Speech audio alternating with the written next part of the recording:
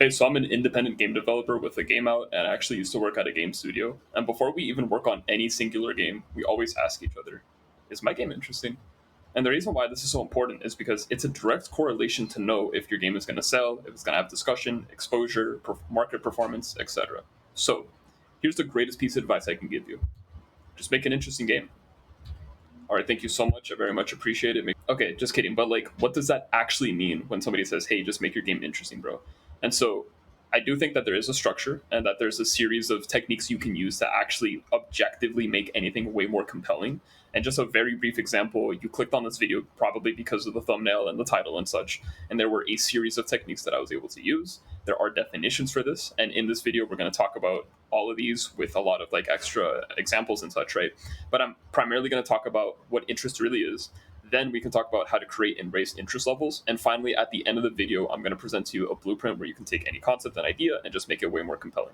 So let's go ahead and start off with the most important part. What is interesting? What does that mean? You see, in the context of game development, we've actually been looking at it at a different lens. The secret is it's actually the probability of engagement. And the key word that I want to highlight here is the word probability.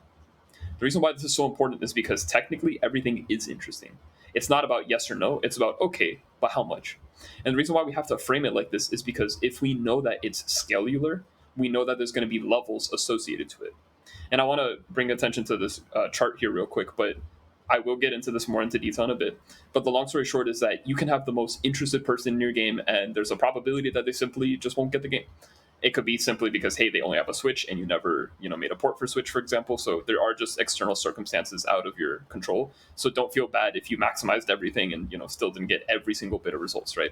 But the keyword that I actually want to show off here is the word resistance, because that basically means it's the lack of desire, and the opposite of that is the strong desire to actually like engage and participate in the idea, topic, concept, game, whatever product we're talking about here, right?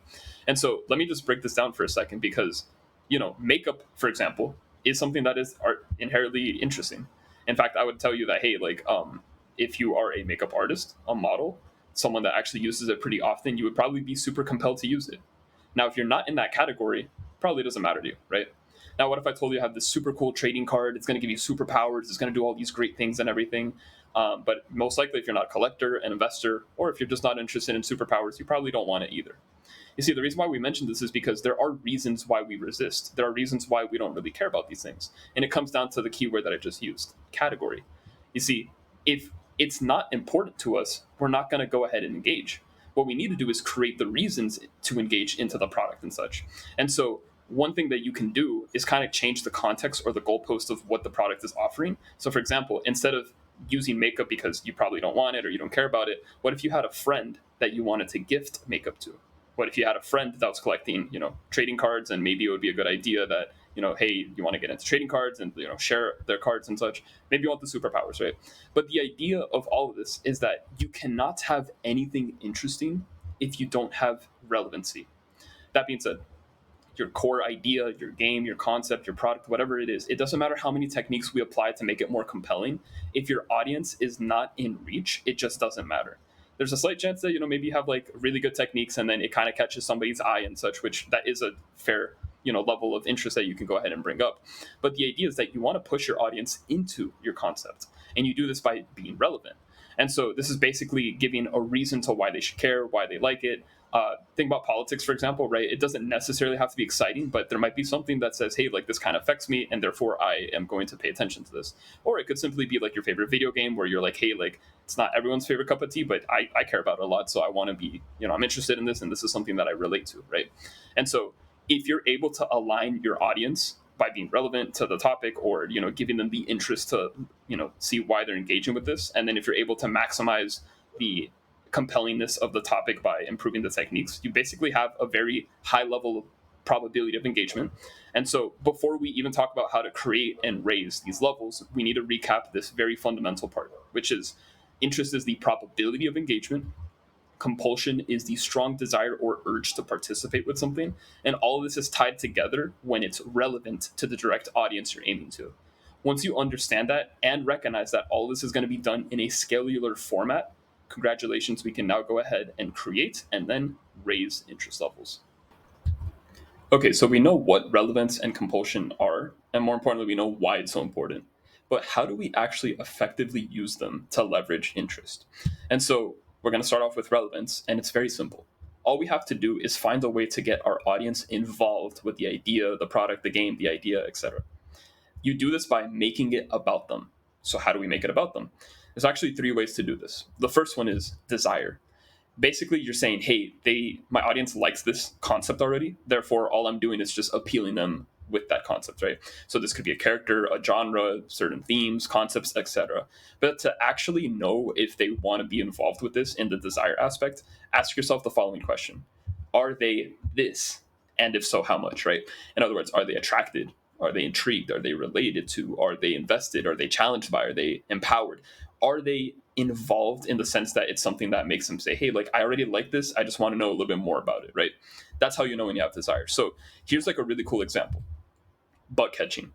A little weird, unsettling, maybe not everyone's cup of tea, but there's something about it that could be pretty hype, right? And so what if I did something where, I don't know, I made the bug like a monster, and then I made it capturable, and then we can use it to fight other monsters, and before you know it, boom, we have Pokemon, right? So the reason why this is desirable is because even though bug catching as its own concept is questionable, right? The idea is you're lowering the resistance of what your audience likes and dislikes, and by saying, hey, like, let's just add monster designs, let's make it about team collections, and we can start trading these monsters and such, you get something that's more important, or something that makes the player say, hey, like, I would like to continue like learning more about this, or I want to be more involved in it. And this is basically the concept of Pokemon as a whole. The next part is actually going to be about necessity. And I want you to view necessity as the deprivation of something. Meaning, let's say you have a problem and you have a friend that knows how to solve your problem. It would kind of be required of you to talk to your friend so that you know how to like get that solution, and then move on with your life, right? So in this case, it's a little bit weird because for game design, we don't need to play games, right? There's no like high urgency to do so unless we can build those reasons that we'll talk about. But what I want you to pay attention to is necessity is going to be something that allows you to kind of just see, hey, this is giving me value because I'm deprived of this particular combination or gameplay style, right? So, for example, let's say we take a normal game, right? And it's super easy to expect that, hey, in this game you have to fight and kill monsters, whatever. Okay. But what if I told you we don't have to kill the monsters? In fact, what if I told you we can spare them? You see, this is what Undertale did. And it's easy to say, oh, but that's just an inversion of expectations, right? Like, okay, you kill monsters, so the opposite of that would be like saving them, right? The thing is, even though this is inversion, the key point of why it's a necessity, or why this would be something that would be important to you, is because it actually gives you the option to play the game in a peaceful mode. And so then you have to ask yourself, how many games are available where you go about making progress while being peaceful? And so in this context, it's like, hey, Undertale basically served that area that was like very underserved about playing a game peacefully and such. And so that's why it would be a necessity for others that want to play games in a more passive way, right? Another example is like, hey, and this is very niche, but there might be a card battling game such as Mega Man Battle Network where you're always pausing and going back into action back and forth, and maybe you don't like that flow, right? So there's a prototype that I was making where instead of pausing the game and then picking your weapon, you just kind of slow down, swap, and move on without interrupting the flow. And so if you had the necessity of, hey, I wish I could play a Battle Network game where I don't pause and unpause super often, you now have this mechanic that would probably be appealing to you. And the third one is going to be influence.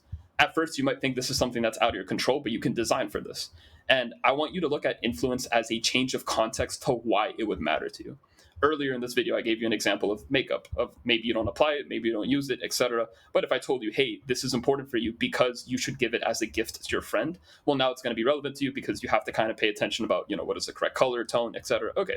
That being said, it could be something that you see online. It could be clips. It could be a bunch of examples of like, okay, I just know that this is going to affect me one way or another.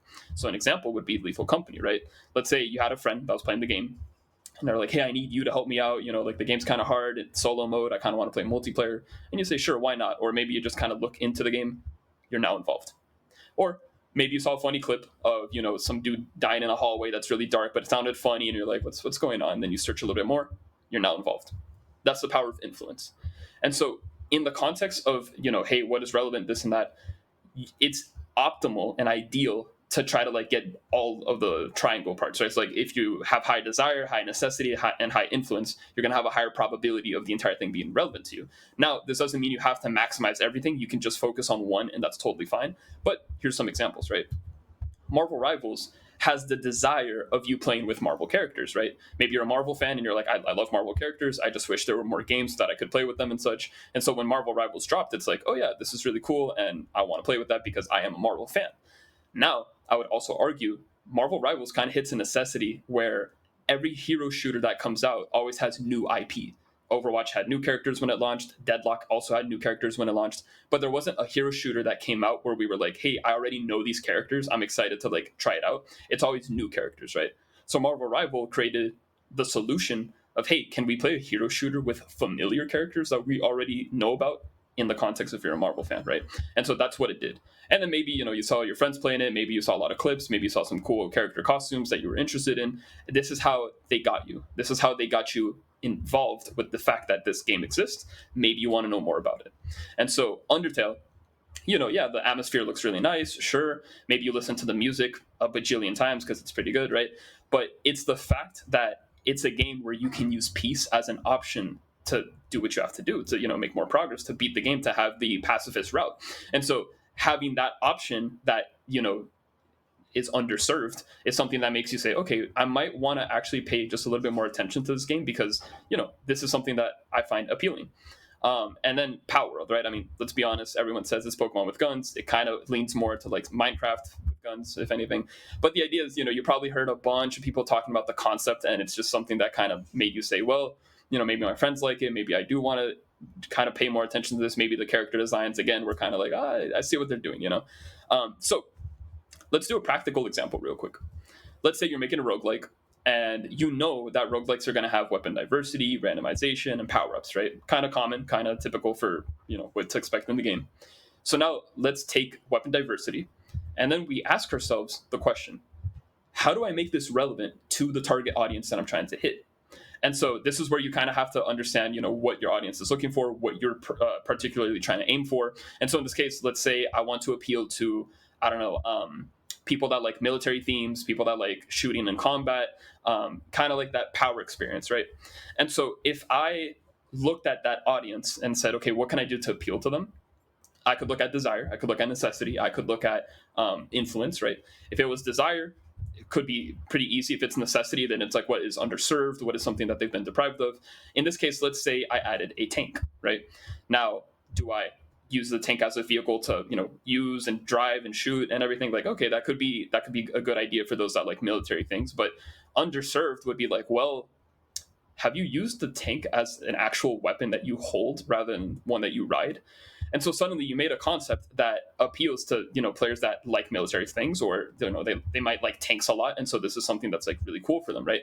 But the idea here is you picked a target of your audience, you kind of like defined what you wanted out of them and such, and so you're just appealing to them, whether it's desire, necessity, or just, hey, would this idea influence them in a way to make them kind of like double take and say, hey, like this is going to be important to me some way or another, right? And so using this exact same exercise, instead of military, let's say, oh, I want to appeal to players that like pirates, right? Or something like that. Well, what if we switch the tank to a pirate ship?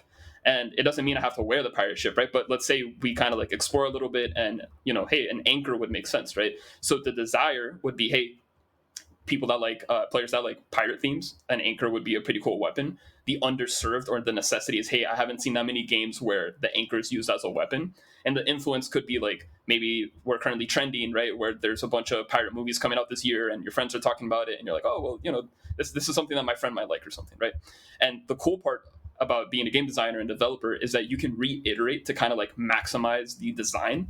And this is where we're going to talk more about compulsion, about like how we can continue to make things look better and more interesting, right?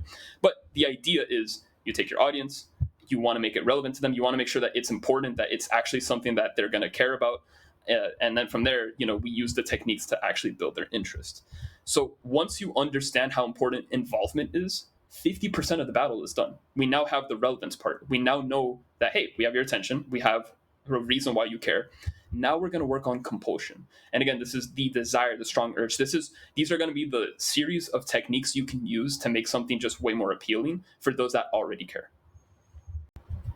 So how do we actually design for compulsion to the point where we make our game extremely interesting for a lot of people to get into, right?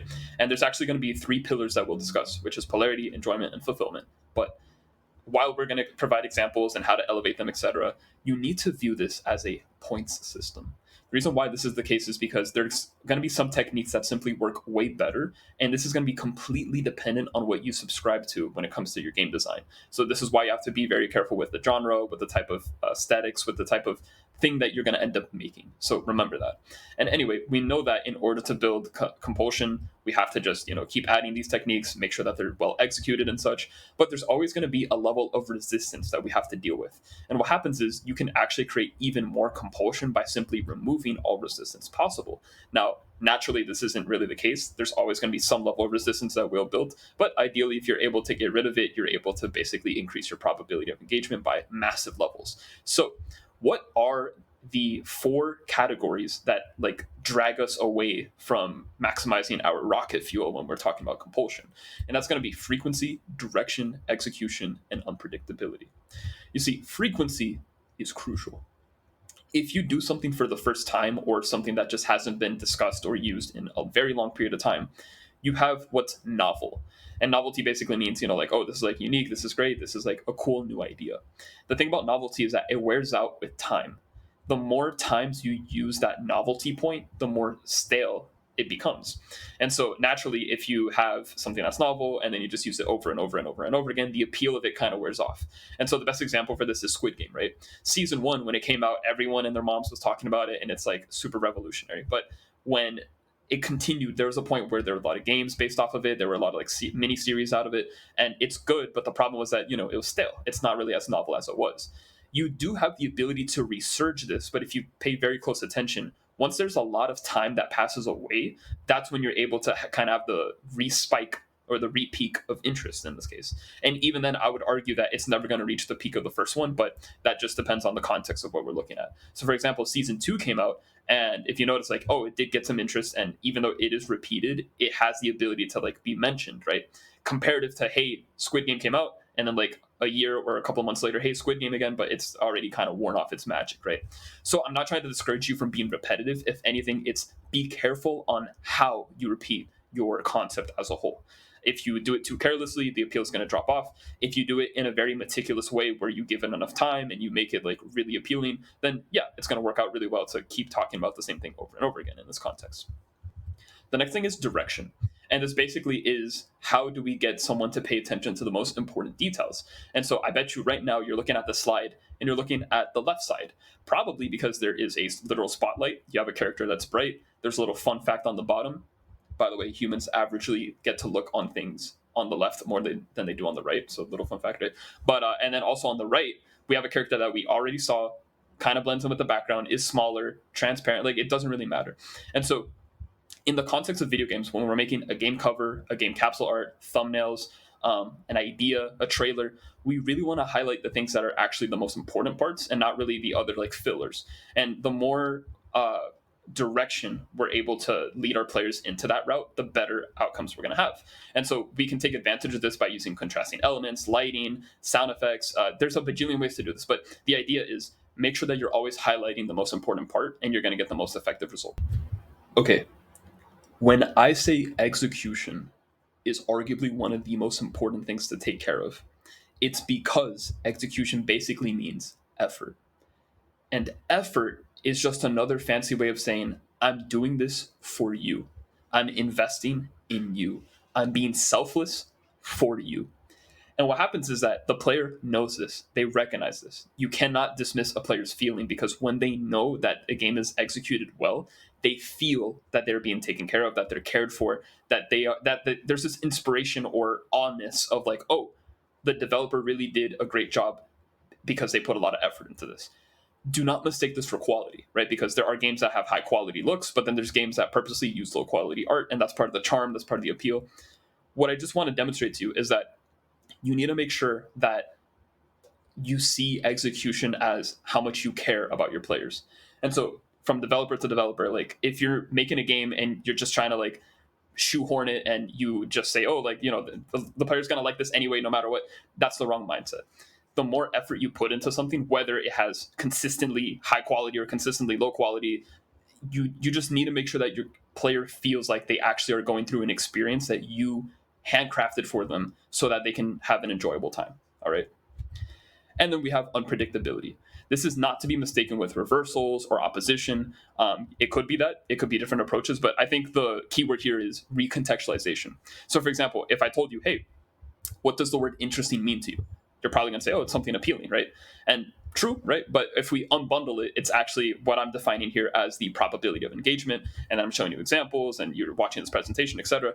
The idea is that you can take a concept and just kind of like view it in a different approach or use a different approach. And that's what makes something unpredictable. You're trailing off of the assumption of something. And if you are able to manage all of these correctly, if you're able to work on them well, you will have so little resistance that every technique that you use with compulsion will just naturally skyrocket. So finally, we got to the point of the video that we needed to get to, which is the pillars of compulsion. Pillar number 1, polarity. And this is not to be mistaken with opposition. You see, it's interesting because opposition is just what are the things that they have in common and what is the distance between the two concepts that they have, right? So, for example, I brought up a knight and a robot. And believe it or not, they have so many things in common, even though they kind of look like, very odd concepts to compare them to. You see, both of them have armor types, right? One has knight armor, the other one is made out of metal. They both share timelines, right? Well, one comes from the past, one comes from the future.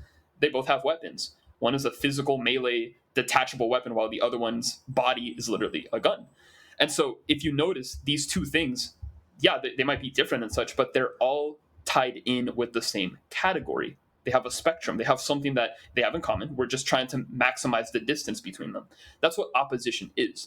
The greater the distance is, the more interesting it can be. But what I really want to mention is polarity.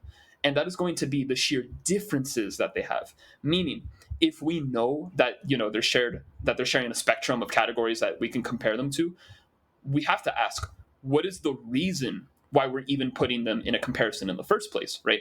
And so the example that I'm going to give you is, hey, we need to tie these concepts together with something, right? So imagine, right? Let's say theoretically, I'm making a video game and there is a kingdom and whoever rules this kingdom owns the world. That means that there's going to be factions that have to fight and take over said kingdom. Okay, well, what are the possible factions that can exist in this context? This is where polarity comes in, because you can say, oh, what about knights and guards, right? Okay, that works. But what if instead of guards, we have robots? Oh, well, that's like a very different concept, right? So what if it's, knights versus robots versus wizards versus Godzilla? If we start approaching this as like not random, but these are very different things that they shouldn't be tied to together, but they're all tied because of the concept of like, oh, they're trying to take over the kingdom. Again, factions.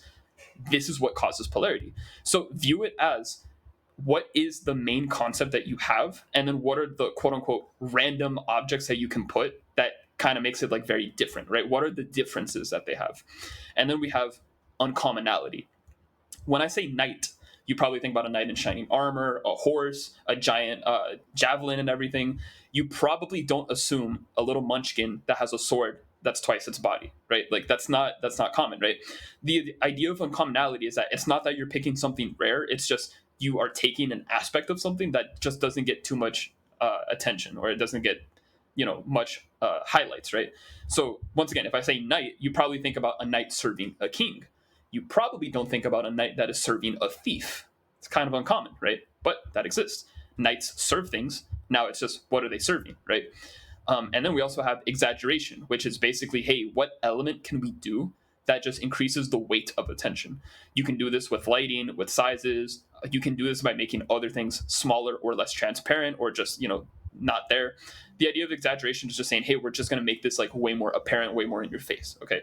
So let's go for a very quick example, right? What can we do to make something more interesting if we were able to, combine exaggeration and something that's uncommon, right? So here's a quick example, right? I have a character that I made, and she's basically an underworld queen. And this is how she looks like, right? So one, you might say immediately like, hey, the thing that pops out the most is the color red because it just contrasts with everything. That's part of the exaggeration process, sure. But let's kind of like look into this a little deeper, right? What is something uncommon about this character design? And I would argue it's shoulder straps. there are characters that have shoulder straps. There's not really, there's a bunch of them. Maybe there's some that are iconic that I simply cannot name at the moment, but a lot of characters have shoulder straps, and it's typically something that they wear around like down here in their arms, and it's kind of tight on them and such. And so that's an aspect that I believe is uncommon. It's not really talked about. It's not really mentioned too much. So what can we do to make this more interesting? And so this is where we're able to combine the quote unquote uncommonness with an exaggeration. In this case, I'm going to exaggerate the size. And before you know it, we have this weird design where the shoulder strap is basically like super huge, right? In addition to that, I made it so that we have the crown, or like we have a crown like shape in this shoulder strap area, so that we emulate the fact that she's like this underworld queen. Notice crowns are typically worn on the top of the head, not necessarily around the actual body. And because of us combining all of these ideas together and then just redesigning for it, we have a character that has a very interesting design. Okay, so now we have the pillar of polarity, which is again the opposition and polarity of things, how we can play around with uncommonalities, and how we can exaggerate things to, again, appeal and grab more attention. The next one is going to be the pillar of enjoyability. And look, there's no real way to get around this, but attraction is real. You are naturally drawn to things that you find attractive. And yeah, there's multiple types of attraction, right? Like physical, intellectual, social, platonic, etc. But the idea is that characters play a huge role in just like what we tend to look into. It could be character traits, it could be physical traits, it could be all these things, right? But the idea is that if you have a game that has large narrative focus or a lot of characters in general, if you make characters more attractive, you're just going to have more players drawn to that. I'm not going to hear and police you to tell you, to do it tastefully or not, but be very careful on how you do this, because there's a bajillion ways on how to do this, because at the end of the day, attraction is also subjective. So be aware of how you design it. Now, here's the next point. What is this? If you said corn dog, you're right. Simplification is the idea where you grab the concept almost immediately, or you just understand what it is without really like being super confused. The reason why this is important is because I'm basically inviting you to understand a concept. And if you can do this with as little resistance as possible, you just get it, you know what to do with it. And now, if I'm able to consistently show you simple things and you're able to grasp it quicker, you'll have the ability to just know what you're looking at. The ability to be legible, the ability to be understandable, the ability to just grasp things quickly is more appealing than being confused, because that kind of pushes you to be like turned off about the idea of, hey, this is really complex and confused. I don't want to like deal with this, Where if something is more simple, you'll say, oh, I'll look more into this, because there's a path of least resistance that you will have when engaging in that. And then, as a game developer, we all play this game, and we should all absolutely continue doing this. It's the game of combination.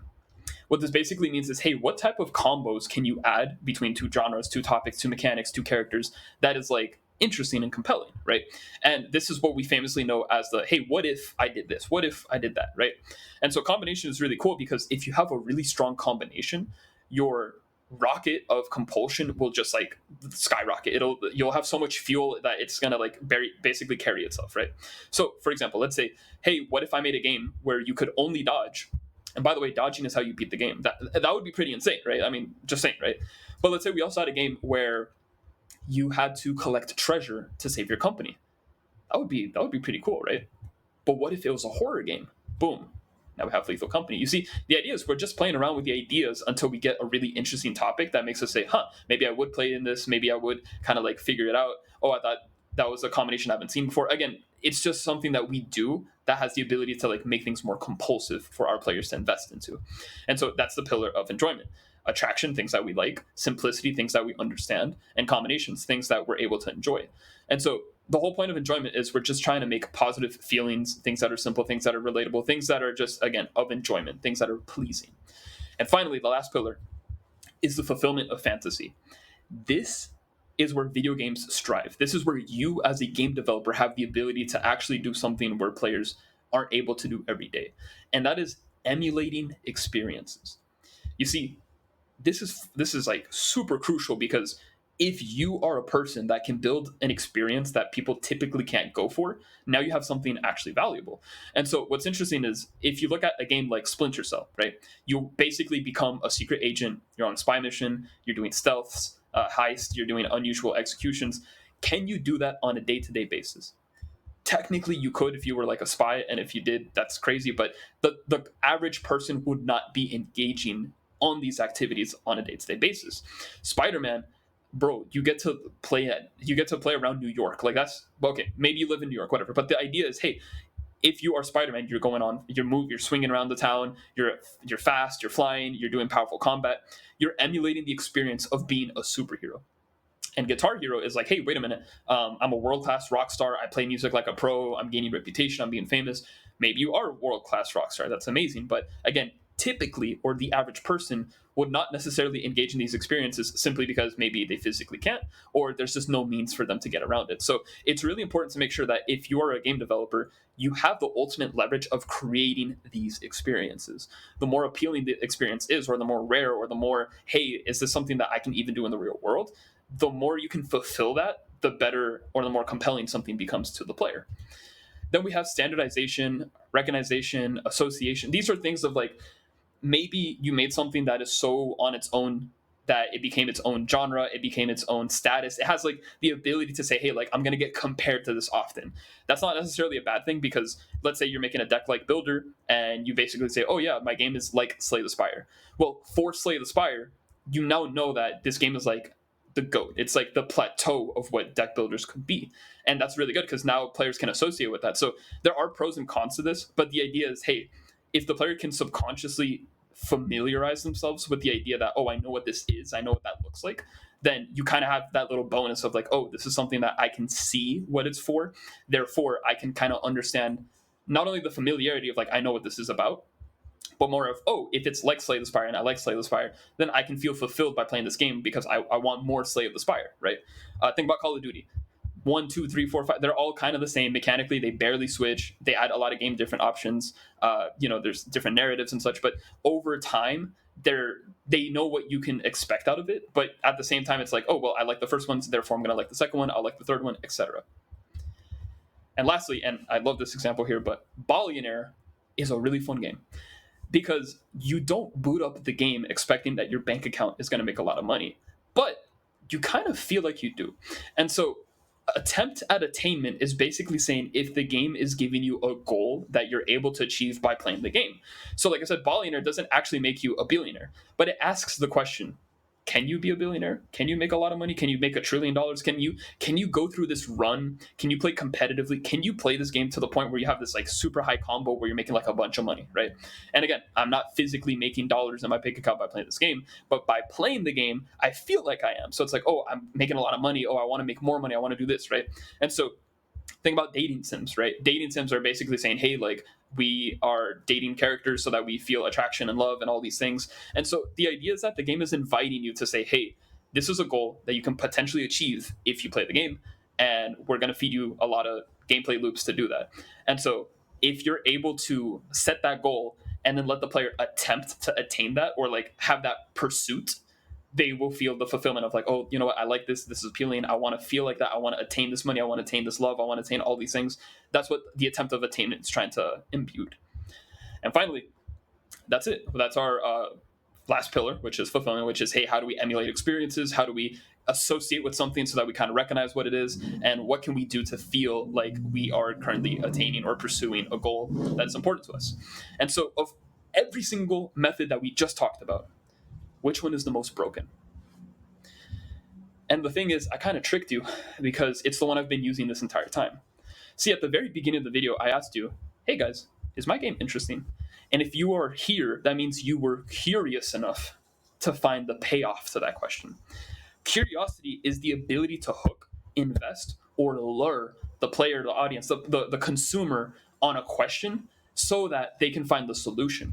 And the thing is that if they're on the pursuit of finding the solution, they're looking for a form of relief. The longer you hold them in that pursuit, the more naturally curious they're going to be, or more importantly, the more time they start investing in that. And by the way, it's called question because to resolve the question, you need to go on a quest. So this is important because in this video, I'm teaching you, how to, be more interesting in everything. And so if you felt like you haven't been relieved of that yet, then you're probably here. Or, maybe you are in the quest of doing so, and that's why you're at this point of the video. So for example, in this other video that I made, hey, make any game mechanic goated. If you're asking yourself, how do I make it go to game mechanic? Like, how do I actually do that? Well, let me click on the video to see. Boom. The curiosity fed into you. The curiosity actually just made you engage with the actual video. Again, for the context of video games, it's you downloading, it's you wishlisting, it's you doing all these things to actually interact and engage with the game as a whole. So, last tidbits, just a little like last minute thing, right? You can always design for a general audience, right? There's going to be more risks and more rewards for doing this, right? But the idea is that you are able to scale more based, again, on the concept or the genre or the actual attack of how you're going about the game.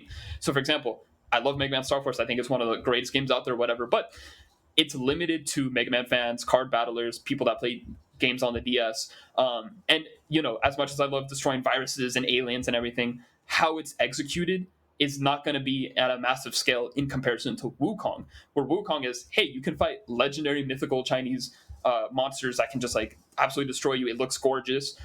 It has like an open combat system where a lot of players from many genres can fulfill and feel. So, you might be a fighting game fan, you might be a beat 'em up fan, a hack and slash fan, a shooter fan, and it kind of appeals to those players as well. So, just be aware that how you design your game ultimately can make a larger or smaller audience, right? And then can you theoretically min-max all these stats, right? And this is like a weird chart. It's like maybe you can, right? Like maybe there are some things that, again, appeal more than the others. But again, don't worry about this chart too much. The idea is like there are just things you can do to continue optimizing. And again, you have to view it as a multiplier, as an addition, as in, can I continuously do this to make my game more interesting? And yeah, you can. But again, is there a min-max way to do this? That comes down to how you execute. So are there any other methods? There probably are. But for the context of game development, the ones that I just covered are basically the most important ones, which again is this: the pillars, and again, curiosity, which is the ability to potentially pay off something, resolve their issue, make them invest, make them spend a lot of time on the area. And as a result, you have something that allows them to be compulsive when they want to interact and engage with your game. And finally, we're at the blueprint. This is super simple, and I'll keep it as brief as possible because once you fundamentally understand what we've been talking about between interest, compulsion, and relevance, you can follow this 5-step plan to take your game idea, make it very interesting, and move on. Step number 1 is just make an idea, right? All you have to do is grab a concept, make one, and say, hey, I want to make a game out of this. Okay. Step 2, make it relevant to your target audience. You do this by playing with the desire, necessity, and / or influence of what you can do to make it relevant towards the audience. Step 3 is a bit optional, but you get more leverage in the long run. And what that is you have to recontextualize your new combination in order to make it more novel. The more novel it is, the higher leverage you have, because if something is really novel and then you can maximize the next step here, then you just get more bang for your buck. Which, step number 4, add the compulsion techniques that we discussed. This is basically playing with the polarity, the enjoyment, the fulfillment, and / or adding curiosity to your idea so that you're going to get more points so that it becomes more interesting. And then finally, you're going to just reiterate over and over until you're ready to showcase it. That's the blueprint. Super simple, super easy, but it requires you to understand, everything that we just discussed in this video. And, because it's easier said than done, what I did is I added a free downloadable worksheet that you can download at the link of the description of this video.